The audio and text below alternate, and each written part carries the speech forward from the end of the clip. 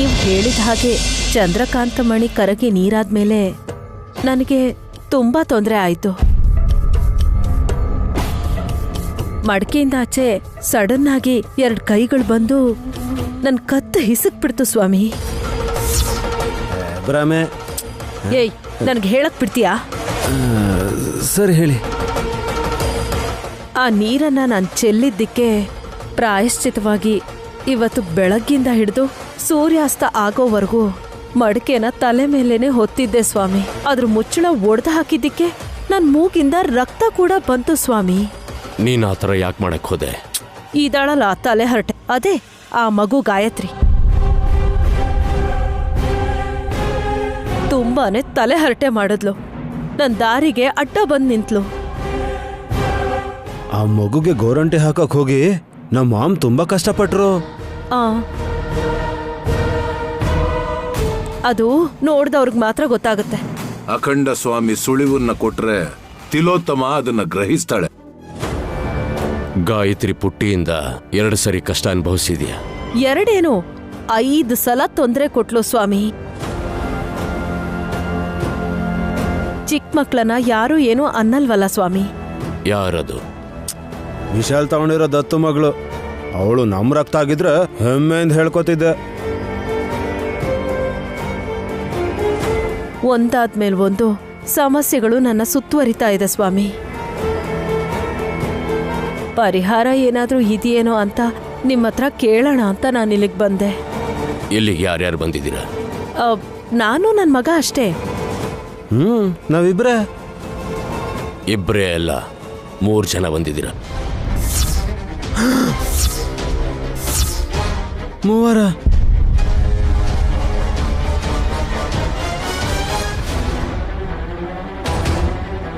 ಇನ್ಯಾರು ಬಂದಿದ್ದಾರೆ ಸ್ವಾಮಿ? ಅವ್ರೆಲ್ಲಿದ್ದಾರೆ? ಮಾಮ್, ನನಗೆ ಭಯ ಆಗ್ತಿದೆ ಮಾಮ್. ಏಯ್, ನೀನ್ ಟೆನ್ಷನ್ ಮಾಡ್ಕೋಬೇಡ್ವಾ ಸ್ವಾಮಿ.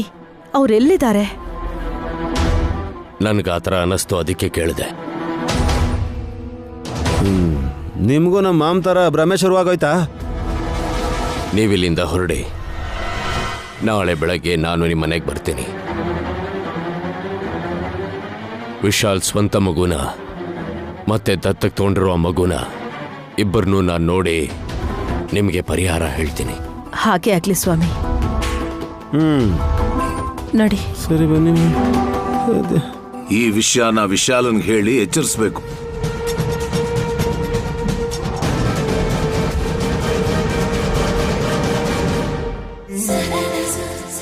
ರೆಡಿ ಆಗೋದ್ರಲ್ಲಿ ಮಾತ್ರ ಮುಂದಿರ್ತೀಯ ಅಲ್ವಾ ಗಾಯತ್ರಿ? ಈ ವಿಷಯದಲ್ಲಿ ಮಾತ್ರ ಗಲಾಟೆ ಮಾಡಲ್ಲ. ಡ್ರೆಸ್ ಚೆನ್ನಾಗಿದೆಯಮ್ಮ. ಡೈಲಿ ಇಷ್ಟೊತ್ತಿಗೆ 3-4 ಡ್ರೆಸ್ ಆದ್ರೂ ಚೇಂಜ್ ಆಗಿರೋದು. ಇವತ್ ಪೂಜೆ ಮುಗಿದ ಮೇಲೂ ಅದೇ ಬಟ್ಟೆಲಿದ್ದಾಳೆ. ಓ, ದಟ್ಸ್ ರಿಯಲಿ ಗ್ರೇಟ್.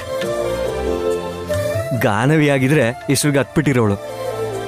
ಅವಳು ಕೂಡ ಡ್ರೆಸ್ ಚೇಂಜ್ ಮಾಡ್ಕೊಂಡು ಅವಳ ದೊಡ್ಡಮ್ಮನ ಹತ್ರ ಹೋಗಿದ್ದಾಳೆ.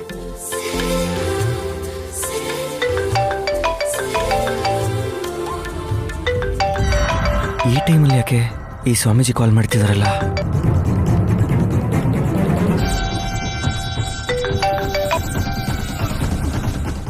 ನಮಸ್ಕಾರ ಸ್ವಾಮಿ. ಆ ಅಮ್ಮನವ್ರ ಕೃಪೆ ನಿನ್ ಮೇಲೆ ಯಾವಾಗ್ಲೂ ಇರ್ಲಿ. ಒಂದು ಮುಖ್ಯವಾದ ವಿಷಯ ಹೇಳ್ಬೇಕು ಅಂತಾನೆ ನಾನು ನಿನಗೆ ಫೋನ್ ಮಾಡಿದ್ದು ವಿಶಾಲ. ಏನು ಅಂತ ಹೇಳಿ. ಪಕ್ಕದಲ್ಲಿ ಯಾರು ಇಲ್ಲ ತಾನೆ? ನೈನಿ ಇದ್ದಾಳೆ. ನಾನು ಹೇಳೋ ವಿಷಯನ ಯಾರ ಹತ್ರನೂ ಬಾಯಿ ಬಿಡದೆ ನಾಳೆ ಬೆಳಗ್ಗೆ ನೀನು ಎಚ್ಚರಿಕೆಯಿಂದ ಇದ್ರೆ ಒಳ್ಳೇದು. ಆಗ್ಲಿ ಸ್ವಾಮಿ. ತಿಲೋತ್ತಮ ಮತ್ತೆ ವಲ್ಲಭ ಇವರಿಬ್ರು ಹೋಗಿ ಅಖಂಡ ಸ್ವಾಮಿನ ಭೇಟಿ ಮಾಡಿದ್ದಾರೆ.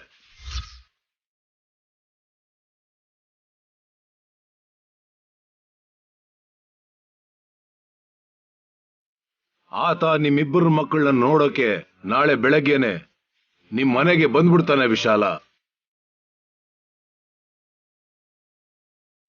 ಏನ್ ಮಾಡ್ಬೇಕು ಅಂತ ನೀವೇ ಹೇಳಿದ್ರೆ ಚೆನ್ನಾಗಿರುತ್ತೆ ಸ್ವಾಮಿ. ಗಾಯತ್ರಿ ಪುನರ್ಜನ್ಮ ಎತ್ತಿದಾಳೆ ಅಂತ ಹೇಳಿ ಅಖಂಡ ಸ್ವಾಮಿಗೆ ಗೊತ್ತಾಗದೆ ಇರೋ ಹಾಗೆ ನೋಡ್ಕೋಬೇಕು. ಅದು ಸಾಧ್ಯ ಆಗುತ್ತೆ ಅಂತೀರಾ? ಅದು ಮಾಡ್ಲೇಬೇಕು ವಿಶಾಲ. ಇಲ್ದೆ ಹೋದ್ರೆ ಗಾಯತ್ರಿ ಸಿಕ್ಕಾಕೊಂಡ್ಬಿಡ್ತಾಳೆ. ಯಾವಾಗ ಬರ್ತಿದ್ದೀರಾ? ಬೆಳಗ್ಗೆ 10 ಗಂಟೆಗೆ ಅಖಂಡ ಸ್ವಾಮಿ ಮನೆಗೆ ಬರ್ತಿದ್ದಾನೆ. ಅಷ್ಟ್ರೊಳಗಡೆ ನಾನೇನು ಮಾಡಬೇಕು ಅಂತ ಯೋಚನೆ ಮಾಡಿ ಅಮ್ಮನವ್ರ ಅನುಗ್ರಹ ತಗೊಂಡು ನಿಮ್ ಮನೆಗೆ ನಾನು ಬರ್ತೀನಿ. ಸರಿ ಸ್ವಾಮಿ, ನೀವು ಆದಷ್ಟು ಬೇಗ ಬಂದ್ರೆ ಒಳ್ಳೇದು ಅನ್ಸುತ್ತೆ. ಪ್ರಯತ್ನ ಮಾಡ್ತೀನಿ ವಿಶಾಲ. ಶುಭಂ ಭೂಯಾತ್.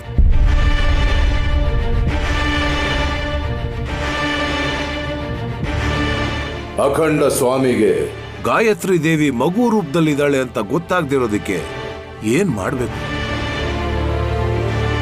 ಅಮ್ಮ ವಿಶಾಲಾಕ್ಷಿ ತಾಯಿ, ಆತನು ಮಹಿಮೆ ಇರೋ ಸ್ವಾಮಿನೇ. ಈ ಪರೀಕ್ಷೆಯಲ್ಲಿ ಫಲಿತಾಂಶ ನಮ್ ಕಡೆ ಬರೋ ಹಾಗೆ ಮಾಡಮ್ಮ. ಯಜಮಾನ್ರೆ, ಸ್ವಾಮೀಜಿ ಫೋನ್ ಮಾಡಿದ್ರಾ? ಹೌದು ನೈನಿ.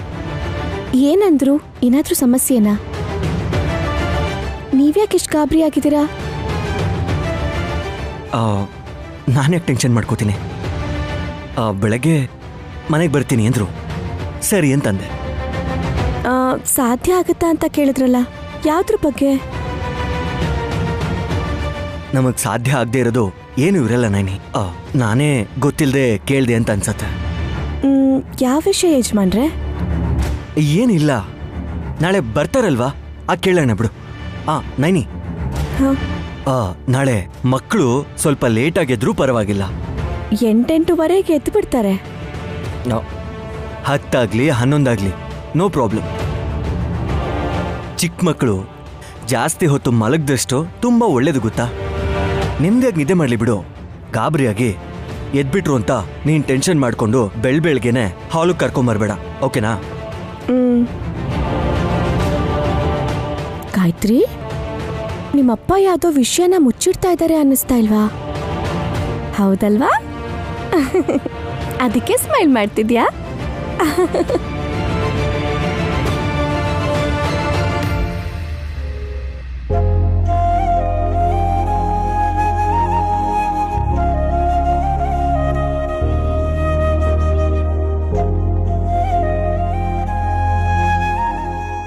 ಓಂ ನಮಃ ಶಿವಾಯ. ನಮಸ್ಕಾರ. ನಮಸ್ಕಾರ ಗುರುಗಳೇ. ನಮಸ್ಕಾರ ಸ್ವಾಮೀಜಿ. ಗುರುಗಳ ಆಶ್ರಮದಲ್ಲಿ ಚಂಡಿಯಾಗ ಮುಗಿಸ್ಕೊಂಡು ಬರ್ತಾ ಇದ್ದೀನಿ.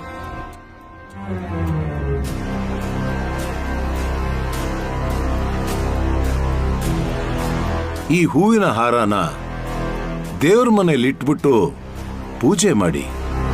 ಸಮಯ ಕರೆಕ್ಟಾಗಿ ತಗೊಂಬಂದ್ರಿ ಸ್ವಾಮಿ. ಮಾಮಗ್ ಗೊತ್ತಿರೋ ಸ್ವಾಮಿಗಳು ಯಾರೋ ಮನೆಗೆ ಬರ್ತಿದಾರಂತೆ. ಅವ್ರಿಗೆ ಹಾರ ಹಾಕಿ ಸನ್ಮಾನ ಮಾಡ್ಬೋದಾ? ನಿಮ್ಗೆ ಅಭ್ಯಂತರ ಇಲ್ಲ ಅಂದ್ರೆ? ವಿಶಾಲ್, ಗುರುಗಳು ಏನು ಅಂದ್ಕೊಳ್ಳಲ್ಲ. ಮೃದು ಸ್ವಭಾವದವರು, ಪರೋಪಕಾರಿಗಳಾದವರು, ಒಬ್ರಿಗೊಬ್ರು ಗೌರವ ಕೊಡ್ತಾರೆ ಕಣೋ.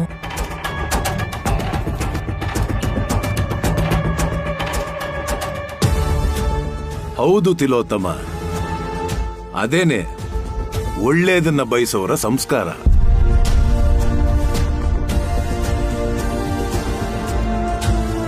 ನಾವ್ ಅನ್ಕೊಂಡ ಹಾಗೆ ಹೂವಿನ ಹಾರ ಈಗ ಬರ್ತಿರೋ ಸ್ವಾಮಿ ಕೊಳ್ಳಗೆ ಸೇರುತ್ತೆ ಸ್ವಾಮಿ. ಇಷ್ಟಕ್ಕೂ ಅವರೆಲ್ಲಿದ್ದಾರೆ ಅತ್ತೆ? ಅಲ್ಲಿ ನೋಡಿ, ನನ್ ಗಂಡ ಹುಷಾರ ಕರ್ಕೊಂಡ್ ಬರ್ತಿದ್ದಾರೆ.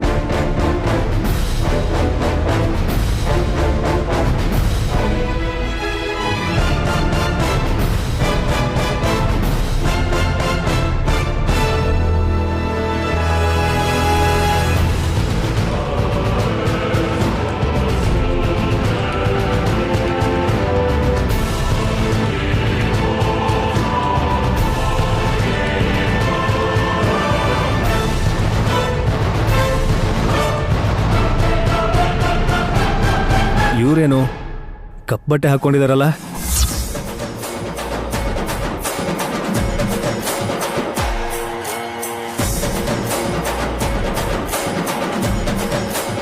ಸುಮ್ನೆ ರೀ ಚಿಕ್ಕ ಯಜಮಾನ್ರೆ, ಶಾಪ ಕೊಡ್ತಾರೆ. ಬನ್ನಿ ಸ್ವಾಮಿಗಳೇ. ಗುರುಗಳೇ, ಇವರು ಅಖಂಡ ಸ್ವಾಮಿಗಳು.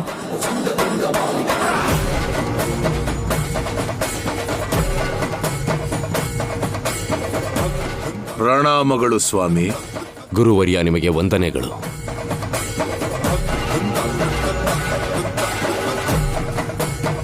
ಏನ್ ನೋಡ್ತಿದ್ದೀರಾ ಸ್ವಾಮಿ? ನಿಮ್ಮ ಕುಡಿಯಕ್ ನೀರ್ ತಗೊಂಡ್ ಬರಲ್ಲ ಸ್ವಾಮಿ? ಕೇಳ್ಬೇಕಾ? ಮನೆಗೆ ಯಾರಾದ್ರೂ ಬಂದ್ರೆ ಅದನ್ನೆಲ್ಲ ಮಾಡ್ಬೇಕು ತಾನೆ? ಏನು ಬೇಕಾಗಿಲ್ಲ. ಮುದ್ದಾಗಿರುವಂತಹ ಮಕ್ಕಳು ಕಾಣಿಸ್ತಾ ಇಲ್ವಲ್ಲ ಅಂತ ನೋಡ್ತಾ ಇದ್ದೀನಿ.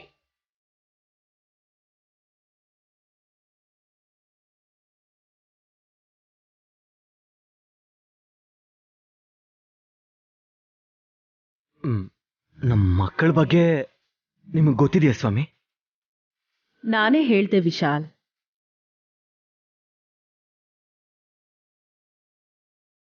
ಗಾಯತ್ರಿ ಗಾನವಿನ ನೋಡಿದ್ರೆ ಮನಸ್ಸು ತುಂಬಿ ಬರುತ್ತೆ ಅಂತ ಅಂದೆ.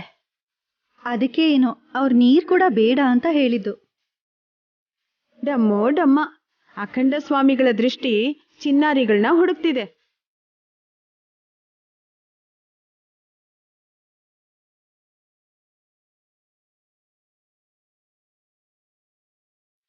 ಅಯ್ಯೋ, ಮಹಾಸ್ವಾಮಿಗಳ ಆಶೀರ್ವಾದ ಚಿಕ್ಕ ಮಕ್ಳ ಮೇಲೂ ಇರಬೇಕು ಅಲ್ವಾ?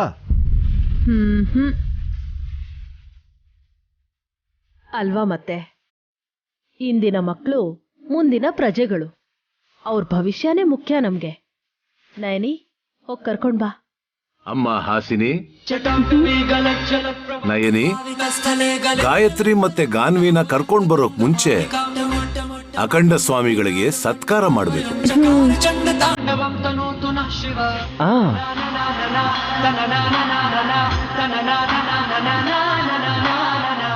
ಹೌದು ನೇ, ಮೊದಲನೇ ಸಲ ಬಂದಿರೋ ಸ್ವಾಮಿಗೆ ನಾವು ಈ ಹಾರ ಹಾಕೋಣ.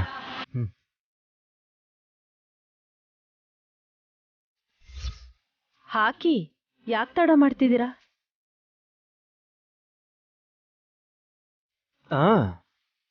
ವಿಶಾಲ,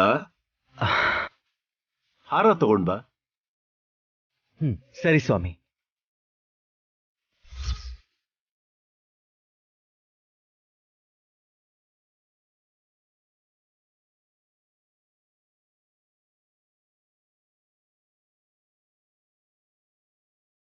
ವಿಕ್ರಾಂತ, ಹಾರ ಹಾಕಿದ ಮೇಲೆ ತಾವರೆ ಹೂವನ್ನ ಸ್ವಾಮಿಗಳ ಕೈಗೆ ಕೊಡು.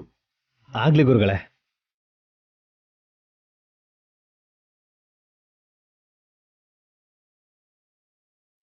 ಈ ಮನೆ ಸದಸ್ಯರ ಸ್ವಾಗತವನ್ನು ಸ್ವೀಕರಿಸಬೇಕು ಅಖಂಡ ಸ್ವಾಮಿಗಳು.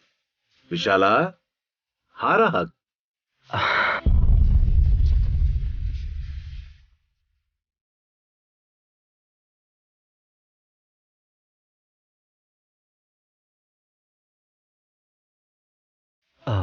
ನೀವು ಬಂದಿದ್ದಕ್ಕೆ ನಮ್ಮ ಮನೆಯವ್ರಿಗೆಲ್ಲ ಒಳ್ಳೇದಾಗಬೇಕು.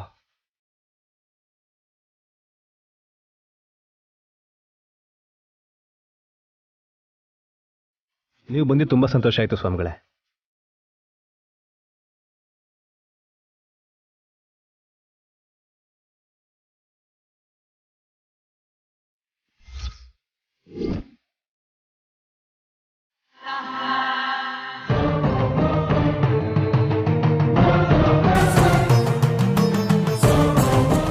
ಈಗ ನೀವು ಹೋಗ್ರಮ್ಮ. ಸರಿ.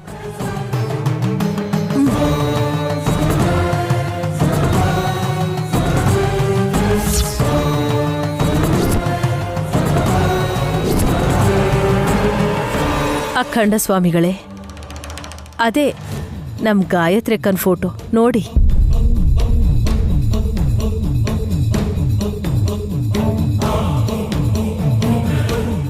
ಪುನರ್ಜನ್ಮ ಪಡೆದಿರುವಂತಹ ಮಾತೃಮೂರ್ತಿ.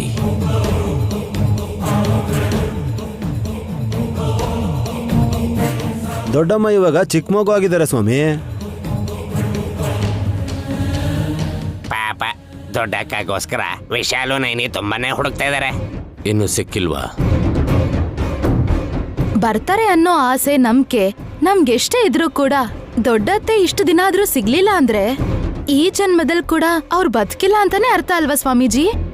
ಸುಮನಾ, ಒಂದೇ ಒಂದು ನಿಮಿಷ ಬ್ರೋ. ನೋಡು ಸುಮನಾ, ಎಲ್ರೂ ಮುಂದೆ ಹೊಡಿಬಾರ್ದು, ಎಲ್ರೂ ಮುಂದೆ ನಿನ್ಗೆ ಅವಮಾನ ಆಗಬಾರ್ದು ಅಂತಂದ್ರೆ ಬಾಯಿ ಮುಚ್ಕೊಂಡು ಸುಮ್ಮನೆ ಇರೋ. ಈಗ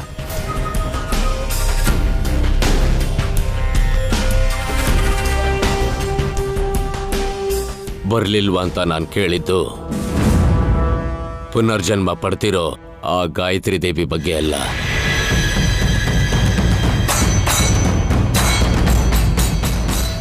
ಮತ್ತಿನ್ಯಾರ ಬಗ್ಗೆ ಸ್ವಾಮಿ? ಮಕ್ಕಳನ್ನ ಯಾಕೆನ್ನೂ ಕರ್ಕೊಂಡು ಬಂದಿಲ್ಲ. ಓಹೋ,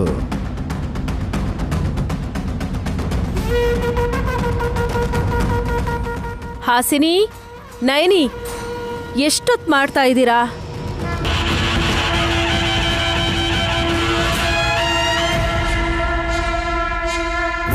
ಮಕ್ಕಳು ಮಲಗಿರ್ಬೇಕು ಅನ್ಸತ್ತಕ್ಕ. ಇಂಥ ಮಹಾನುಭಾವರು ಮತ್ತೆ ಮತ್ತೆ ಬರ್ತಾರ ಪಾವನಮೂರ್ತಿ?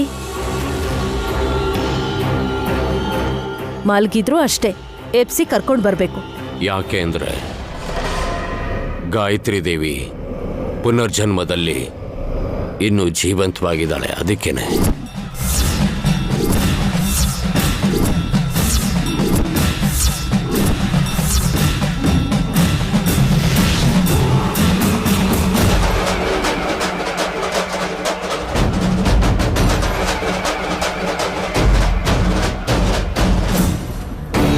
ಈಗಾದರೂ ಅರ್ಥ ಆಯ್ತಾ?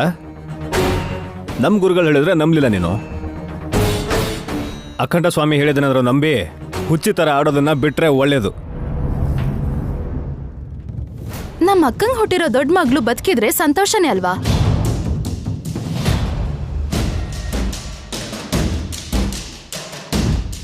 ನಾನು ಗೊತ್ತಿಲ್ದೇನೆ ಕೇಳ್ತಿದ್ದೀನಿ ಅಂತ ಅನ್ಕೊಳ್ಳಿ ಸ್ವಾಮಿ.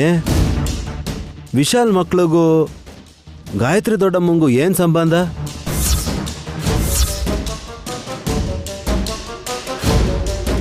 ಸೊಸೆ ಹೊಟ್ಟೆಲೆ ಹುಡ್ತೀನಿ ಅಂತ ಹೇಳಿದ್ಲಂತಲ್ಲ ವಲ್ಲಭ.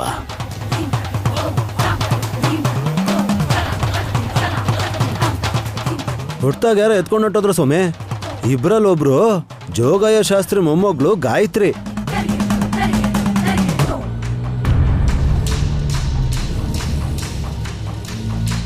ಕೋಇನ್ಸಿಡೆನ್ಸ್ಲಿ ನಮ್ಮ ಅಕ್ಕನ ಹೆಸರೇ.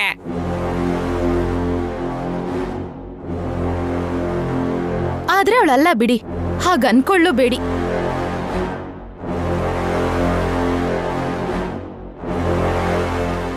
ತಡ ಮಾಡಿದ್ರೆ ಕ್ಷಮಿಸಿ. ಇಬ್ರು ಮಕ್ಕಳನ್ನ ಕರ್ಕೊಂಡು ಬಂದ್ವಿ.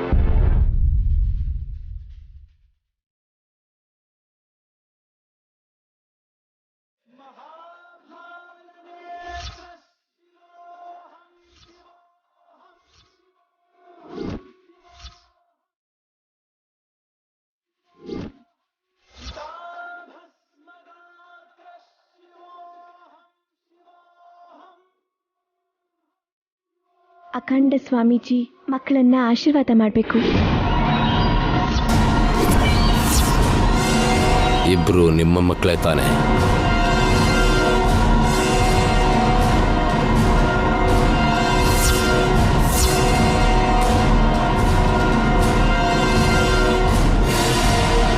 ಅಯ್ಯೋ ದೇವ್ರೆ, ಎಷ್ಟು ಸಲ ಹೇಳ್ಬೇಕು ನಿಮ್ಗೆ?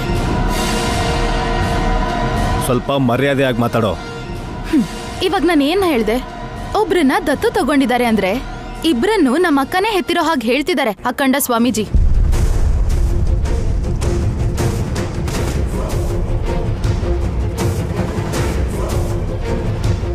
ನಾನು ಯಾಕೆ ಆ ಥರ ಹೇಳಿದೆ ಅಂದ್ರೆ ಇಬ್ರು ಅವಳಿ ಮಕ್ಕಳು, ಅದಕ್ಕೇನೆ.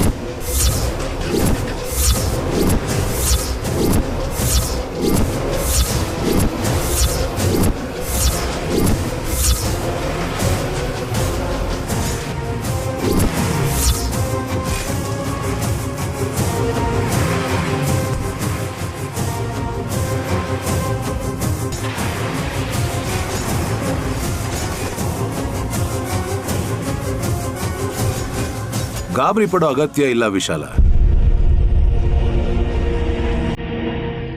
ಅಖಂಡ ಸ್ವಾಮಿ ಹೇಳೋ ಮಾತುಗಳನ್ನ ಪೂರ್ತಿಯಾಗಿ ಶ್ರದ್ಧೆ ಇಟ್ಟು ಕೇಳಿ.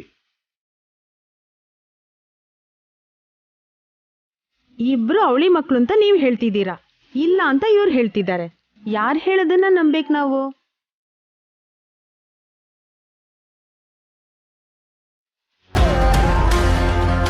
ಡಮೋ ಡಮ ಡಮಕ. ಗಾನವಿ ಬೇರೆ, ಗಾಯತ್ರಿ ಬೇರೆ. ಹೆಸರು ಬೇರೆ ಬೇರೆ ಇರ್ಬೋದೇನೋ, ಆದ್ರೆ ರೂಪ ಮಾತ್ರ ಒಂದೇ.